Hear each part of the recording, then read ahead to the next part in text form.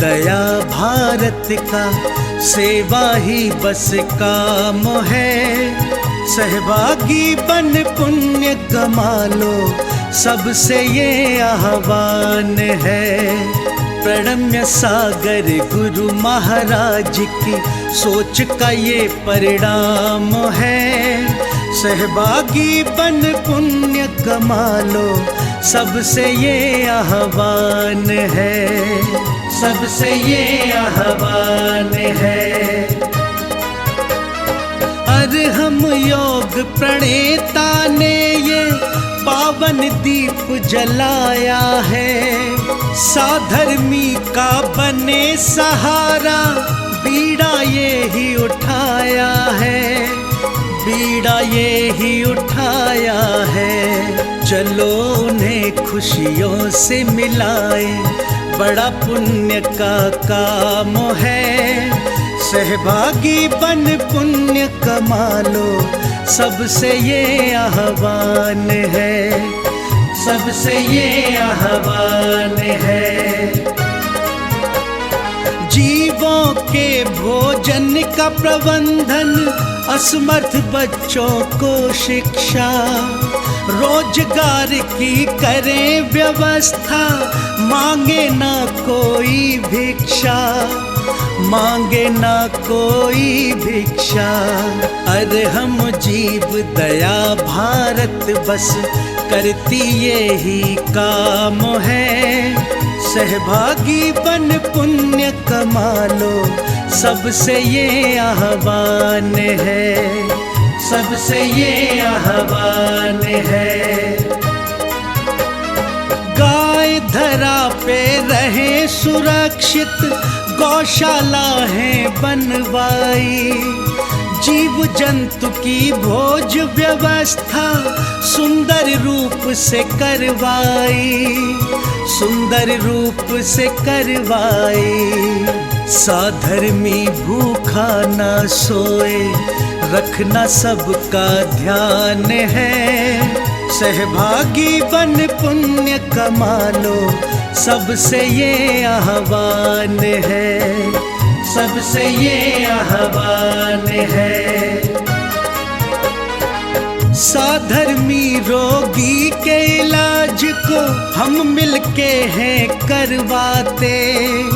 जाने कितने असहायों को राशन घर में पहुंचाते, राशन घर में पहुंचाते। लक्ष्य हमारा उन चेहरों पे लानी बस मुस्कान है।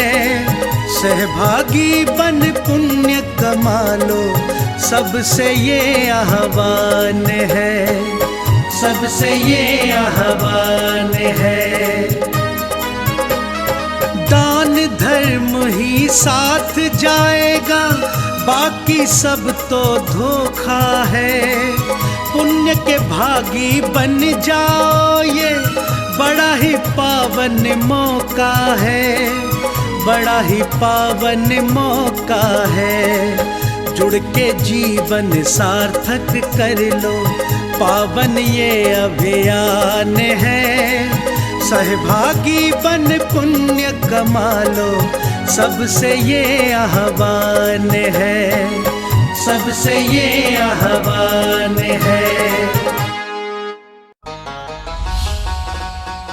इस कार्यक्रम के पुण्यार्जक हैं प्रणम्य वाणी देवदूत। प्रणम्य गुरु की वाणी पहुँचे घर घर, सम्यक ज्ञान प्रभावना होवे घर घर। सभी प्रणम्य वाणी देवदूत के पुण्य की बहुत बहुत अनुमोदना। अधिक जानकारी के लिए संपर्क करें।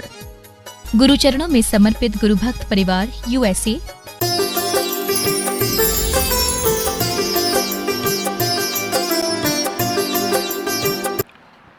सभी लोग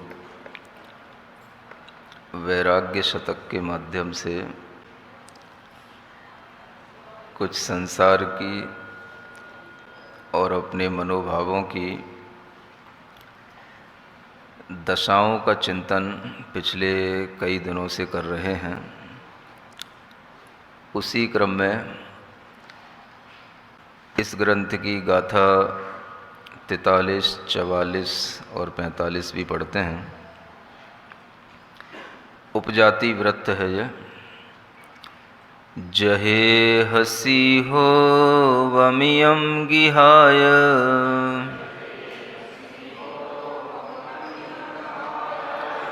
मच्चूर्णरमणे हुअंत काले,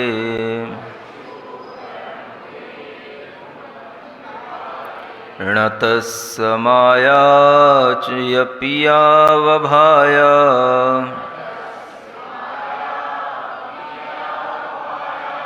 कालं मितं मिंसहरा भवन्ति।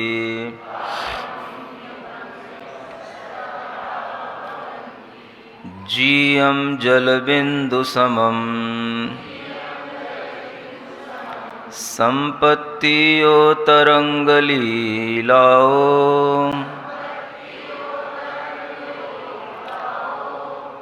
लोलाओ सुमणीयसमं च पिम्मं, जमजाणसुतं करेज्जासु, संझराग जलबोब ओवमे,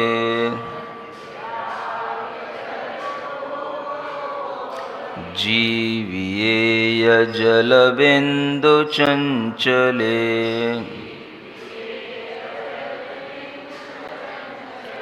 जुव्वडेयणै वेग सन्निभे,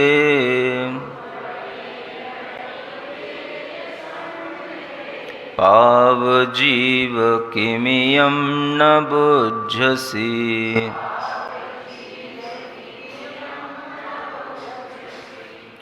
यह 45वीं कारिका का जो छंद है ये रथोद्धता छंद कहलाता है। ऐसे 3 अलग अलग छंदों में यह प्राकृत की गाथाओं के माध्यम से कृतिकार ने परिश्रम बहुत किया है हम लोगों को समझाने के लिए, और वह परिश्रम इस जीव को संसार की अनित्यता अशरणता का ज्ञान कराने के लिए है। गाथा 43 में देखा जाए तो वही अशरण भावना का भाव है। जहेह सीहो यमियम गहाय, जिस प्रकार से सिंह होता है वह मृग को ग्रहण कर लेता है और उसको ग्रहण करके उसका अंत कर देता है, उसी तरह से यह मृत्यु मनुष्य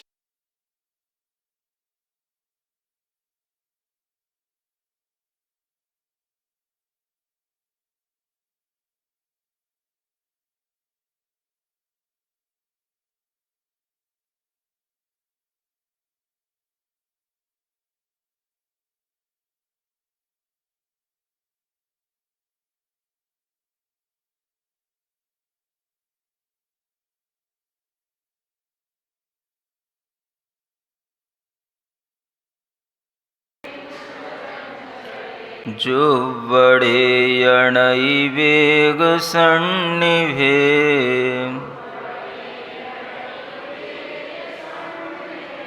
पाव जीव किमियं न बुझसि।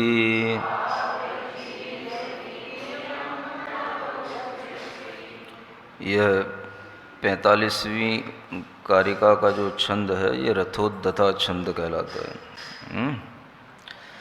ऐसे 3 अलग अलग छंदों में यह प्राकृत की गाथाओं के माध्यम से कृतिकार ने परिश्रम बहुत किया है हम लोगों को समझाने के लिए, और वह परिश्रम इस जीव को संसार की अनित्यता अशरणता का ज्ञान कराने के लिए है। गाथा 43 में देखा जाए तो वही अशरण भावना का भाव है। जहेह सीहो यमियम गहाय, जिस प्रकार से सिंह होता है वह मृग को ग्रहण कर लेता है और उसको ग्रहण करके उसका अंत कर देता है, उसी तरह से यह मृत्यु मनुष्य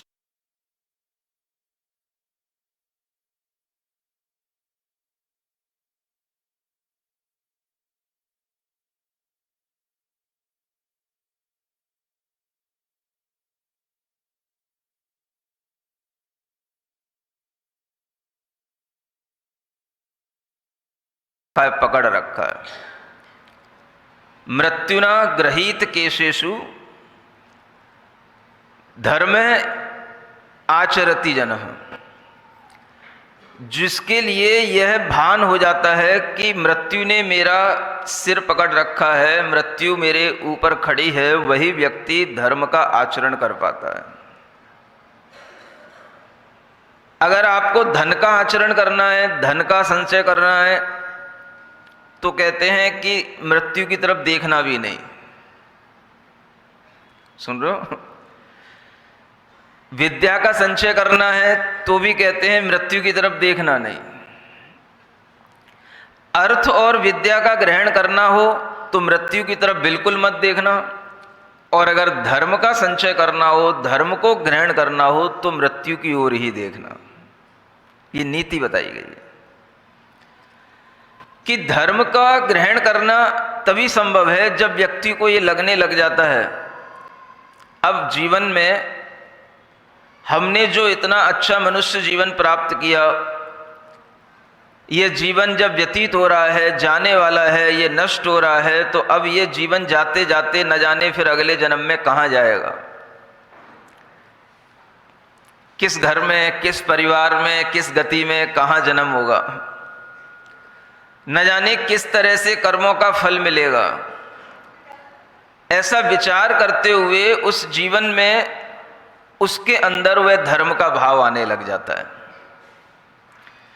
इसलिए बहुत अच्छी तरह से सोच विचार करके नीतिकारों ने कहा, धर्म के प्रति भाव उसी का उत्पन्न होता है जिसको लगे कि मृत्यु सिर पे नाच रही है। और ये बात जब तक यौवन अवस्था रहती है, निरोग अवस्था रहती है, तब तक बिल्कुल समझ में आती ही नहीं है, और इसी अवस्था में समझने की ये बात होती है। यौवन अवस्था में ही धर्म होता है, निरोग अवस्था में ही धर्म होता है, और जब निरोग और यौवन अवस्था होती है तो उस समय पर धर्म की बात इसीलिए समझ में नहीं आती क्योंकि अभी तो हम जवान हैं, अभी तो हम स्वस्थ हैं, अभी तो हम बढ़ रहे हैं, अभी तो हमारा शरीर बन रहा है, अभी तो बहुत हमारे लिए अच्छा अच्छा करना है। ये विचार हमारा इस यौवन अवस्था में और ज़्यादा बढ़ता चला जाता है। और उसी समय पर आचार्य ये समझाने के लिए खड़े हो जाते हैं, बेटा जैसे सिंह कभी भी मृग को दबोच सकता है और मृग को दबोच करके ले जाता है, उसका अंत करा देता है, उसी तरह से मृत्यु इस मनुष्य के लिए अंत काल में जब आ जाती है तो इसको बचाने वाला कोई भी नहीं होता है। तो अब वह जो बच्चा है या यौवन की दहलीज पे जो खड़ा है वो सोचता है किधर जाऊं, मृग की तरह उछाले लूं या ये देखूं कि मैं सिंह के मुंह में जा रहा हूं। किधर सोचे?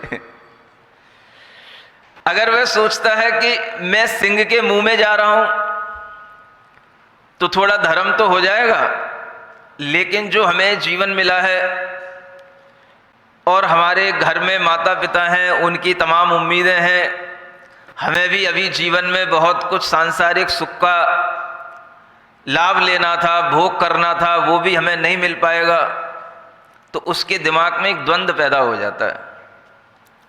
महाराज कहते हैं मृत्यु के मुख में पड़े हैं अपन, और घर वाले कहते हैं अच्छी जॉब कर लो, अच्छा बंगला बना लो, अच्छे से शादी कर लो, हमारे लिए अच्छी तीर्थ यात्राएं करा दो, अच्छे अच्छे जितने भी काम हो सकते हैं सब घर वाले कहते हैं। और जब महाराज के प्रवचन सुनते हैं, उपदेश सुनते हैं, तो वो धर्म की तरफ खींचते हैं। तो बेचारे बच्चे जो होते हैं वो गफलत में पड़ जाते हैं। क्या करें, ऐसा होता है। अब कितने दिनों से सुन रहे हैं कि महाराज संसार में समय आने पर कोई भी हमारी रक्षा करने वाला नहीं है, सब कुछ हमारे लिए असरण रूप में है इस संसार में, और किसी भी तरह से इस संसार में जब हमें कोई रक्षा करने वाला दिखाई नहीं देता तो अब हम क्या करें। अगर ये समस्या आपके सामने आती है तो हम आपसे कहते हैं हर समस्या का समाधान होता है। धर्म करते हुए भी और धन की लालसा के साथ जीते हुए भी आपके लिए जीवन जीना हो सकता है। ज्ञान हमें दोनों रूप में रखना चाहिए कि वास्तव में मृत्यु के क्षण पर कोई भी बचाने वाला नहीं होता, यह बात तो निश्चित है। मृत्यु सहसा कभी भी आ जाती है, यह बात भी निश्चित है। निरोगता, यौवन, ये क्षण भर में भी कभी भी विलीन हो सकते हैं, ये बात भी निश्चित है। लेकिन जितनी देर हम सिंह के मुख से बचे हुए हैं उतनी देर थोड़ा सा जीने का आनंद ले लें। जब तक मुंह में पूरे नहीं गए हैं तब तक बाहर की हवा खा लें, ये भी भाव आता है।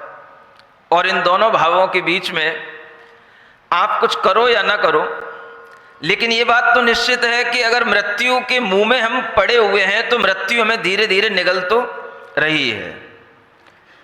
अगर हमने बाहर की थोड़ी सी हवा भी खा ली तो कोई बात नहीं, लेकिन उस हवा में हमारे लिए कहीं ऐसा ना हो जाए कि वह हवा ही हमारे जीवन का आनंद है। हवा ही हमारे लिए बहुत ही उपयोगी है। बाहर की हवा का मतलब समझ रहे हो ना, सांस लेने वाली हवा नहीं, वो तो आपको कहीं भी मिलती रहेगी। जब तक आपको सिंह पूरा आपकी गर्दन तक नहीं पहुंच जाएगा तब तक आपके लिए हवा में कहीं कोई कमी आने वाली नहीं है, आप हवा लेते रहोगे। और वो सिंह भी एकदम से आपको पूरा नहीं दबोच रहा है, धीरे धीरे धीरे धीरे धीरे धीरे धीरे धीरे सिंह भी धीरे धीरे आपके लिए वह काल के रूप में सवार होकर के आपको धीरे धीरे आपको भीतर की ओर ले रहा है, निगल रहा है। जीने के लिए तो हवा मिल रही है, लेकिन जो दूसरी हवा खाने की आदत पड़ी है, बाहर की हवा, बाहर की हवा, ये हवा के विषय में थोड़ा सोचना चाहिए। ये बाहर की हवा हमें क्या देती है, सुन रहे हो? बाहर की हवा से मतलब समझ रहे हो ना? घर के कमरे से निकल करके बाहर गैलरी में खड़े हो जाने के लिए नहीं कह रहा हूं कि बाहर की हवा। बाहर की हवा मतलब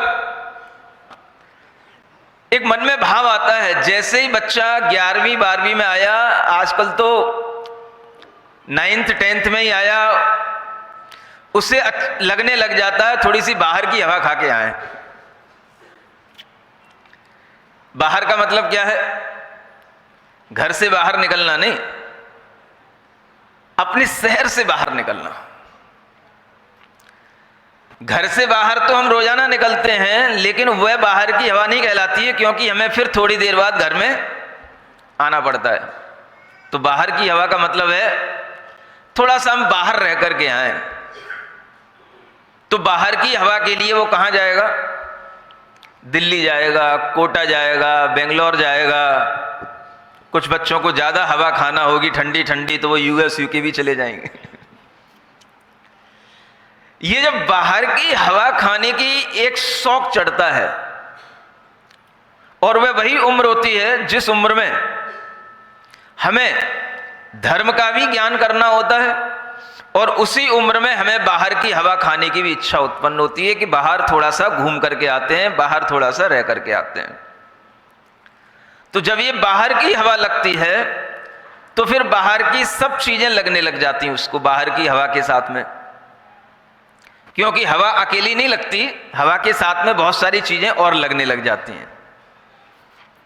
बाहर के दोस्त जो बाहर ही जाते हैं, बाहर ही रहते हैं, बाहर का खाना जो बाहर ही खाते हैं, बाहर ही हर तरह से एंजॉय करना, जो बाहर ही हर तरह से अपनी मौज मस्ती करते हैं, ये सब हवाओं में रहने का नाम है बाहर की हवा। अब इस हवा को कैसे पाएं? तो बच्चों के लिए एक ही बहाना होता है, यहां अच्छा कॉलेज नहीं है, यहां अच्छी पढ़ाई नहीं होती, सरकारी स्कूल हैं, प्राइवेट स्कूल भी चल ही रहे हैं महाराज, कोई अच्छा लेवल नहीं है, तो अच्छी जगह पर कहीं हमारा एडमिशन हो जाए तो हम वहां पर बहुत अच्छे ढंग से पढ़ पाएंगे। यद्यपि इस बात में कुछ सत्यता हो सकती है, मैं पूरी तरह से नहीं नकार रहा, लेकिन कुछ बच्चों के लिए ये एक बहाना भी होता है। जब ये बहाना बन जाता है तो फिर क्या होता है, बच्चे के मन में केवल बाहर की हवा खाने का ही, बाहर का ही लुत्फ उठाने का ही एक भाव रहता है। अब उसे क्या अच्छा लगेगा, जो बाहर का है वो सब अच्छा लगेगा, बाहर के दोस्त अच्छे लगेंगे, बाहर के सड़कों पर घूमना अच्छा लगेगा, बाहर ही गाड़ियों में घूमना अच्छा लगेगा, बाहर का खाना अच्छा लगेगा, बाहर का पीना अच्छा लगेगा, यहां तक कि कोई भी तरह का मनोरंजन करना है सब बाहर अच्छा लगेगा, घर के अंदर अच्छा नहीं लगेगा। एक ऐसी हवा लगती है। अब ये हवा क्यों लग जाती है, किसको लग जाती है, कैसे लग जाती है, कुछ कहा नहीं जा सकता, लेकिन लग जाती है हवा। और ये हवा लगने के बाद में फिर हम भूल जाते हैं हम किसके गले में पड़े हुए हैं, वो भूल गए। सिंह के मुख में पड़े हुए हैं, ये भूल गए। और जब वह हवा लग गई तो उस हवा में ही सारा का सारा समय निकल गया। फिर हमारे लिए ये सोचने का, समझने का कभी मौका ही नहीं मिल पाता कि यह हवा से हम कैसे बच पाएं और इससे कैसे निकल पाएं। अब जब कोई भी बच्चा इस तरीके से आगे बढ़ता है तो उसके लिए एक समझदारी का काम हो सकता है। हवा खाना भी जरूरी है, लेकिन बाहर की हवा कितनी खाई जाए। और बाहर की हवा खाने में एक ही भाव रहता है कि हमें बहुत ज्यादा पैसा कमाना है, क्योंकि बाहर आप तभी रह पाओगे जब आप पैसा कमा पाओगे। माता पिता के भरोसे बाहर की हवा कितने दिन खा पाओगे, साल, 2 साल, 4 साल, इससे ज्यादा नहीं खा पाओगे। उसके बाद में आपको खुद अपना धन कमाना है, और उस धन को कमाने की जो लालसा उत्पन्न होती है उसका नाम कहलाता है तृष्णा। क्या बोलते हैं, तृष्णा, जिसे कहते हैं एक ग्रीडीनेस। जो एक लालच पैदा होता है धन को और अधिक कमाने का, ये लालच फिर उसे धर्म से वंचित कर देता है। अब इसके बीच में एक बैलेंस क्या हो सकता है, धर्म भी होता रहे और धन भी कमाते रहें। तो उस बच्चे के मन में एक ज्ञान होना चाहिए कि धन हम केवल अपनी आवश्यकताओं की पूर्ति करने के लिए कमाएं। किसके लिए? और आवश्यकताओं की जब पूर्ति का भाव आएगा तो उतना धन उसके पास में पर्याप्त रूप से आ जाएगा। अगर आवश्यकता के लिए धन चल रहा है, कमाया जा रहा है, तो उसे धन की भी प्राप्ति हो जाएगी और वह साथ साथ में धर्म भी करता चला जाएगा। लेकिन अगर उसने आवश्यकता से ज्यादा, जिसे एक परिग्रह कहा जाता है, उसकी तरफ अगर उसकी दृष्टि गई तो फिर उसे धर्म का भाव छूटने लग जाएगा। ये बात सच है कि सभी सिंह के मुख के ग्रास बने हुए हैं, लेकिन जब तक उसने अपनी गर्दन पर अपना प्रहार नहीं कर रखा है तब तक के लिए क्या कर लेना है, दोनों काम करने पड़ेंगे। एक काम कहेंगे तो आप मानोगे नहीं, धर्म भी करना है और कुछ कमाना भी है, धन भी कमाना है, तो दोनों काम कीजिए। लेकिन धन कमाते हुए क्या याद रखिए, हमें लालच में नहीं पड़ना। ग्रीड, ये जो एक भाव है ग्रीडनेस, इसको समझना है। हमें ग्रीडी नहीं बनना, नीडी बनना है। एक ग्रीड होती है और एक नीड होती है। नीड माने जो जरूरत है, जो आवश्यक है वो हमारे पास होना चाहिए। हाँ, रहने के लिए एक घर मकान जरूरी है, एक गाड़ी भी जरूरी है, और क्या जरूरी बोलो? मोबाइल तो आपकी जेब में पहले से ही होता ही है। थोड़ा बैंक बैलेंस भी जरूरी है। अब वो जरूरी कितना है, बस इतना अपने को समझ में आना चाहिए कितनी अपनी नीड है। अगर हम उस नीड को समझ लेंगे तो हमारा धर्म करने का भाव बना रहेगा। और ये जो बात यहां समझाई जा रही है, हमारी समझ में आती रहेगी कि भाई लालच की जिंदगी इतनी नहीं बनाना, कि लालच में इतना नहीं पड़ना कि हम लालच में पड़ करके सारे के सारे अपने मन की पवित्रता को भी छोड़ दें, और ये सारा का सारा जो हमारा धर्म का भाव है ये भी सब हमारे अंदर से छूट जाए। क्योंकि लालच एक ऐसी बुरी बला है जिसके आने पर मन में पवित्रता नहीं रहती, शुचिता नहीं रहती, और ये लालच धन को देख करके आता ही है। इसलिए कोई भी बच्चा जो बड़ा हो रहा है या जो बच्चे बड़े हो गए हैं, वो इस बात पर ध्यान दें कि हम धन भी कमा रहे हैं, धर्म भी हम एकत्रित करना चाहते हैं, और इन धर्म और धन के संचय के बीच में अगर कुछ हमारे लिए बैलेंस करने वाली चीज है तो वो क्या है?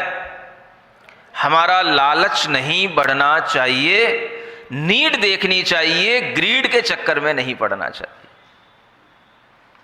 तब आपका मन धर्म करने का बनेगा। और ये अगर लालच बढ़ता जाता है, ये तृष्णा बढ़ती जाती है, तो आचार्य कहते हैं इस तृष्णा का कोई अंत कभी भी होता नहीं है।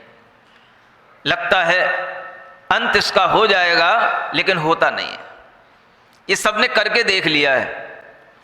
अब आपको भी करके देखना है, तो आप भी अपनी जिंदगी उसमें पूरी गुजार लो, तब आपको जीवन के अंत में फिर अनुभव आएगा, तब तक जिंदगी निकल चुकी होगी। तो कई बार आचार्य कहते हैं हम दूसरों के अनुभव को सुने, ऋषियों मुनियों की बातों को सुने। ये सम्यक ज्ञान इसीलिए है कि हम अपने जीवन के अंत में जाकर के पछताएं नहीं, उससे पहले ही हम ज्ञान पूर्वक इस तरह का आचरण करें कि हमारे लिए जीवन के अंत में पछताना ना पड़े। नहीं तो जीवन की सच्चाइयां कुछ अलग ही हैं,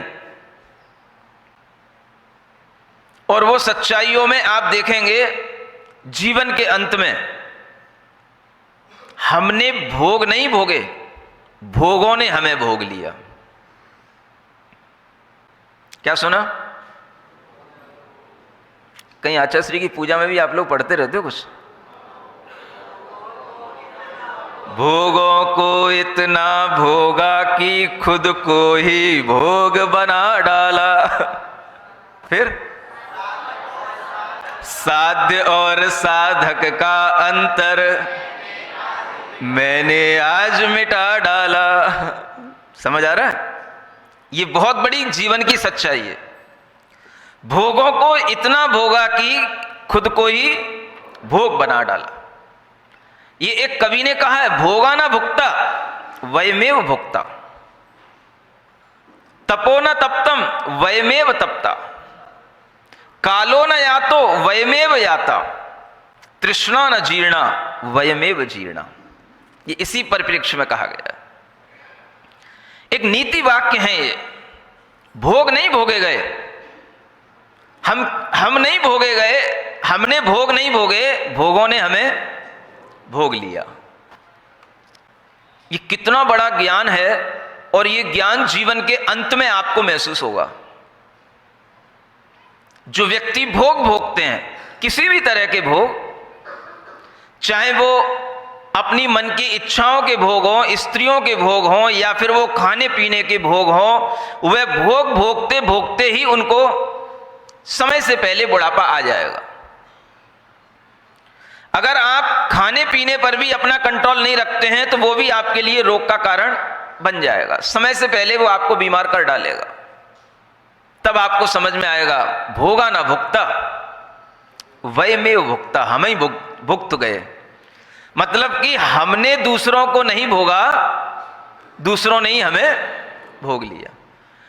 हमने पदार्थों का रस नहीं लिया, पदार्थों ने ही हमारा रस समाप्त कर दिया। ये जीवन की जो सच्चाई है, ये सच्चाई अगर हमें थोड़ी सी पहले समझ में आ जाए तो व्यक्ति अपने जीवन को संतुलित ढंग से आगे ले जाएगा। भोगों को कितना भोगा कि खुद को ही भोग बना डाला।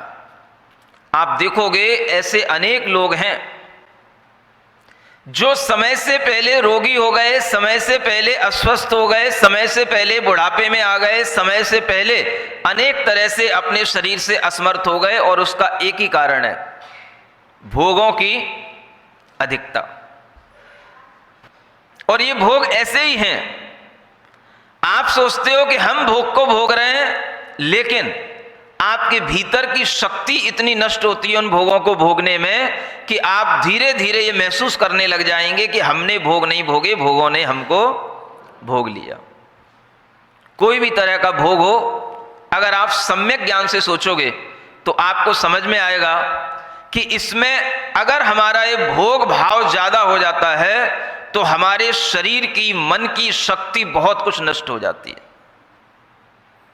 किसी भी तरह का भोग हो, चाहे वो पेट का भोग हो, चाहे मन का भोग हो, हर तरीके के भोग भाव में इतनी शक्ति नष्ट होती है कि वही शक्ति उसे समय से पहले बूढ़ा बना देती है, मृत्यु के पास समय से पहले पहुंचा देती है।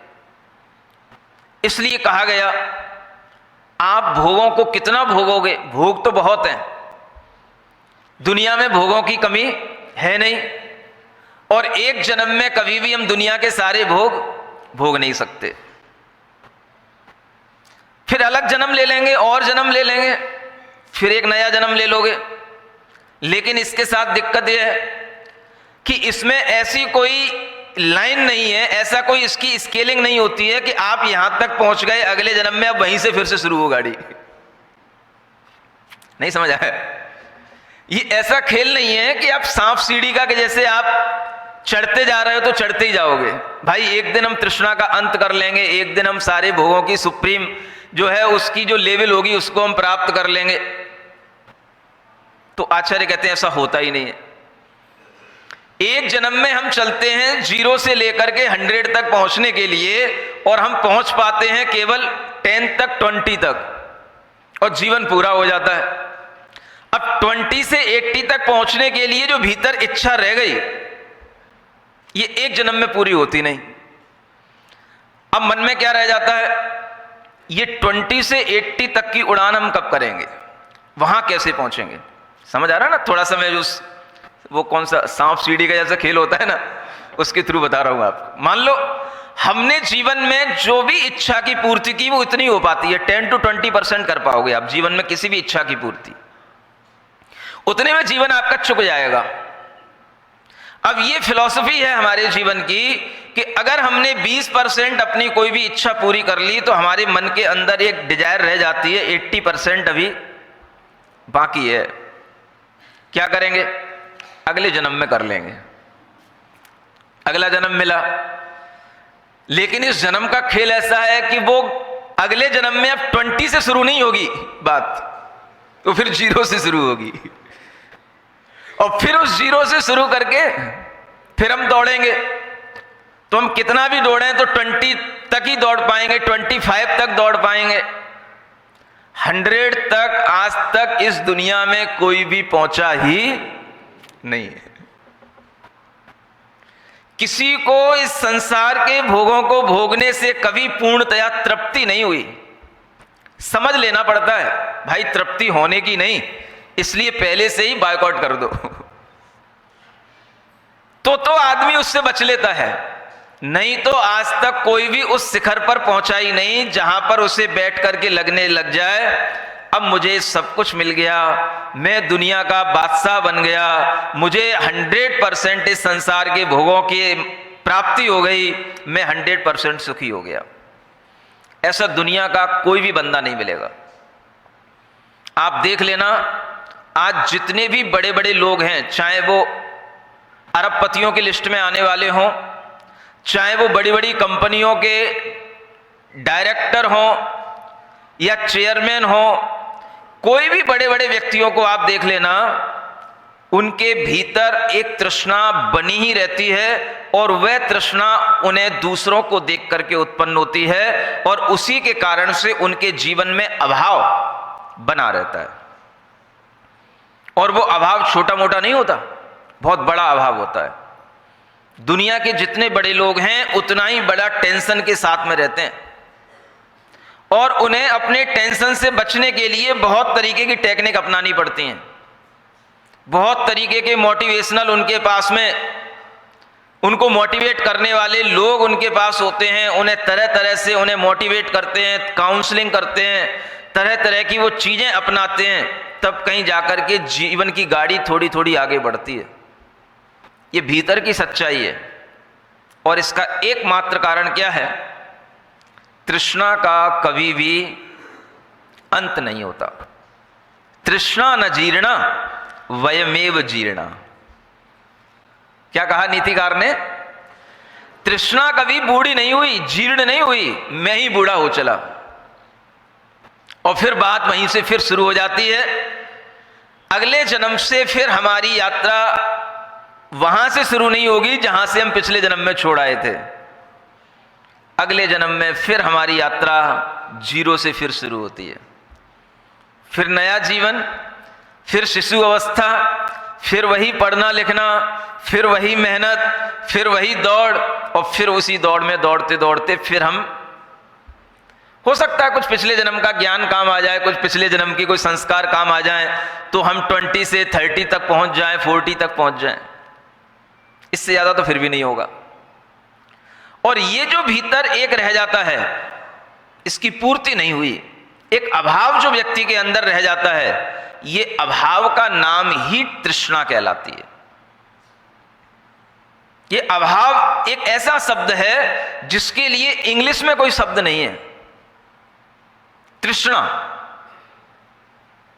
ग्रीडीनेस कहें तो वो भी एक लालच जैसा भाव आ जाता है। वो लालच में भी तृष्णा का भाव नहीं आता। तृष्णा एक अलग चीज है। तृष्णा माने जिसे कह सकते हैं जन्म जन्म की वह प्यास जो कभी पूरी नहीं हुई। यह बात भी निश्चित है कि जन्म अनंत हो चुके हैं तो उससे उत्पन्न हुई तृष्णा भी। अब ये सोचो आप, हर जन्म में हम कहां रह गए? 30 तक पहुंचे, 40 तक पहुंच गए, 100 तक तो किसी भी जन्म में पहुंचे नहीं, ये बात परफेक्ट है। अब क्या हुआ? 60% वो तृष्णा रह गई एक जन्म की, फिर उसके बाद भी दूसरे जन्म की फिर तृष्णा रह गई 60%, किसी जन्म की 50%, किसी जन्म की 70%। ये सब मल्टीप्लाई करते चले जाओ। सुन रहे हो? ये गणित है भीतर का, आपको लगाने की फुर्सत नहीं है। ये गणित लगाया करो इस तरह से। ये तृष्णा का गणित कभी भी छूटेगा नहीं और ये बढ़ता ही रहता है, बढ़ता ही रहता है। अब ये जन्म जन्म की तृष्णा का जो गणित पड़ा हुआ है हमारे भीतर, इसको हम कभी भी भरपाई करना चाहें तो इसकी भरपाई हो नहीं सकती। इसलिए जो बुद्धिमान लोग होते हैं उन्हें समझ लेना पड़ता है तृष्णा न जीर्णा वयमेव जीर्णा, भोगा न भुक्ता वयमेव भुक्ता। भोग कभी नहीं भोग पाते हम ही भुगत जाते हैं। जिसे बोलते हैं कि आदमी दूसरों को चुकता करने चलता है, खुद ही चुक जाता है। नहीं समझ आया? जैसे कभी आप किसी से कोई उधार लेने जाओ, किसी से चुकता करने जाओ और रास्ते में कुछ ही आपके साथ एक्सीडेंट हो जाए, चुक गए। आप किसी से अपना कुछ लेन देन करने के लिए उसके पास में गए, उसे पता पड़ा कि भाई रोजाना आता है, नाक में दम कर रखी इसने, आए दिन दहली पे खड़ा हो जाता है, पैसा दो, जो लिया था वापस दो, चुकाओ, कर्ज वापस दो। और जब आदमी तंग आ जाता है तो आप देखते हो कि दुनिया में अनेक केस हो जाते हैं। क्या कर देता आदमी? बोले यार इससे एक बार छुटकारा दिलाओ, जिंदगी भर का छुटकारा मिलेगा। तो क्या करता है वो? उसको चुका देता है। वो आदमी जा रहा था पैसा चुकाने के लिए, उसने उसको ही चुका दिया। बोले झंझट ही खत्म। अब भले ही वो पकड़ा जाए, जेल में पड़ा रहे, लेकिन उसका एक सिरदर्द खत्म कि इसको चुकाना है, इसको चुकाना है। ये बड़ा सिरदर्द है। अगर आपने किसी से उधार लिया है, आपको किसी से उधारी लेनी है, तो आप उसके चुकाते चुकाते चुकाते चुकाते भी बूढ़े पड़ जाते हैं और वो चुकता नहीं है कुछ भी। भोगों के साथ भी यही होता है कि हमें लगता है कि बस इतना और इतना और इतना और, लेकिन वह और में कभी उसका अंत नहीं आता और वह कभी भी भोग के माध्यम से हमें तृप्ति नहीं होती, किंतु तृष्णा ही बढ़ती है। इसलिए कह रहा था, तृष्णा के लिए कोई भी अच्छा शब्द इंग्लिश की डिक्शनरी में नहीं मिलता है।